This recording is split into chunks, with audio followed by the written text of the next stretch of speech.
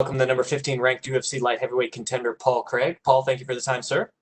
It's a pleasure, man. How are you? I'm doing well, thank you.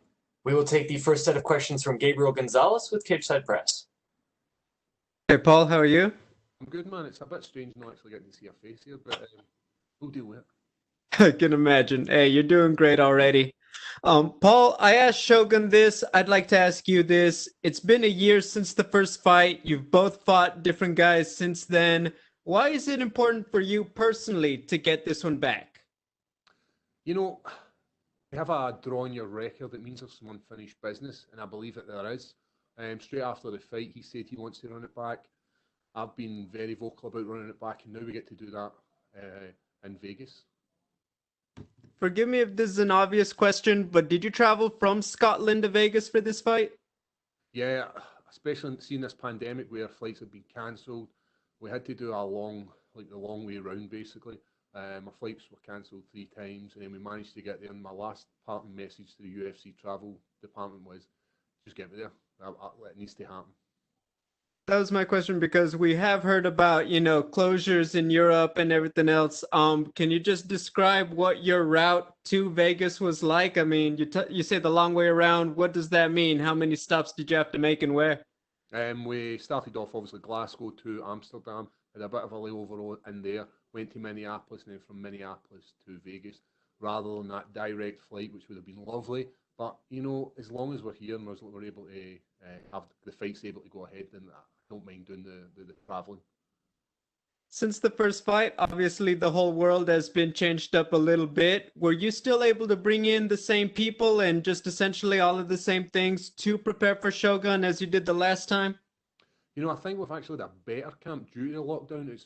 It's made us able to focus solely on professional fighters and all the guys we've got in the gym. So although the gym may have taken a hit financially through the memberships and all this kind of stuff, the fighters have flourished because they've had that one-on-one support, and we've been able to construct a little bubble. So there's a very little chance of us contracting the virus. My final question, do you feel that Shogun is any different as a fighter compared to the last fight? And did you prepare for him any differently in terms of the strategy or everything else? I don't see Shogun Rua as developing as much as myself. When you've got hunger and you've got goals, I feel you develop a lot quicker. And in a year, I've came night and day with regards to conditioning. My striking skills leveled up, my jiu-jitsu skills leveled up. Everything I do is always about to improve myself. I believe that Shogun Rua has made improvements, but I don't feel he's made them as great as I have. And we'll see what happens on Saturday night with regards to if he's developed massively. The last fight, I was able to take his shots. I was able to take him down. I was able to stand and strike with a striker. Like, that's one of these things where you're always questioning yourself: are you able to stand and bang? Are you able to stop a Brazilian legend from passing your guard and getting into a dominant position? And I believe I've done that in that last fight. And we'll need to see on Saturday who's the better man. Hey, thank you, Paul. Good luck. Pleasure, thanks. We will take the next set of questions from Cotecruz with the 4-to-Win podcast. Hello, Craig. How you doing? Hello, Paul. Can you hear me? Yeah, I can hear you absolutely fine. How are you doing? I'm doing fantastic. Thank you for your time. Well, the first fight with Shogun you took on short notice. In which degree do you think this factor affected your performance in the first fight? And how do you feel about this rematch with a proper camp under your belt? Yeah, having a full camp for any fight's a massive advantage. You spend more time drilling the positions, you spend more time developing to fight a specific opponent. Having it in the 10 days, 3 weeks notice,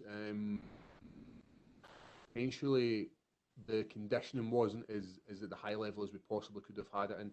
We probably didn't have drill enough positions in depth enough, but this was an opportunity and I took it, and I wouldn't have taken it if I wasn't ready. And I showed that in the night that I had something. I had that bit of lackluster. I had the exchanges against the cage. I had the ability to take him down. So although the full camp will make a massive difference because we're able to drill certain positions where we felt, myself and my coach felt that we could have done better, We're going to see a totally different fighter from what you've seen me fighting in my previous win against Andy Guloff and the last time I drew again. You're one of the best submission artists in the division, which shows in your fight performance of the night and being one of the most condecorated light heavyweights in UFC history with that. But in your first fight with Shogun, you looked really good on the exchange on the feet, especially in the first round. How much has improved that, your striking, and how do you analyze this second fight from that standpoint? Yeah, as you said, we're a submission guy, if you will. But what happens when a submission guy spends day in, day out drilling boxing, drilling Thai boxing, working on these fine motor skills that we develop for striking? You end up with a far better fighter, and that's what you're going to see come Saturday night. My striking is one of these areas where I've been constantly working on, as well as still adding the still working on my jiu-jitsu, working on these positions that I'm really dangerous in. But ultimately, we've spent a lot of time with the striking, and it's going to show, and it has showed in my previous fights, where every single fight I'm a totally different fighter, and I think that's what keeps me hungry for this sport, and that's what keeps me developing within the light heavyweight rankings. I'm going to constantly keep getting up there, and the day I stop developing as a fighter is the day that I leave the sport. If you get past Shogun, who do you have in mind next? You know, there's 13 guys in front of me, and I'll take any one of them. Ultimately, the goal is the title. So whoever's got that title, be it Blachowicz, be it Izzy, we don't mind, but that's ultimately what we're looking for. We set these goals about getting into the top 15, and we've achieved it.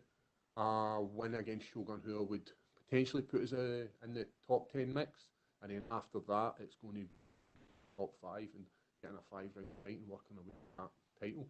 Ultimately, leading 2020, the year of the Scot. Well, Paul, best of luck on your fight. I appreciate you. I'm really looking forward to this fight. So best of luck, man. Thanks very much, man. Cheers. Thank you so much, Paul. That is all the questions we had for you, sir. That it? Beautiful, man. That That's was it. easy. Thank you.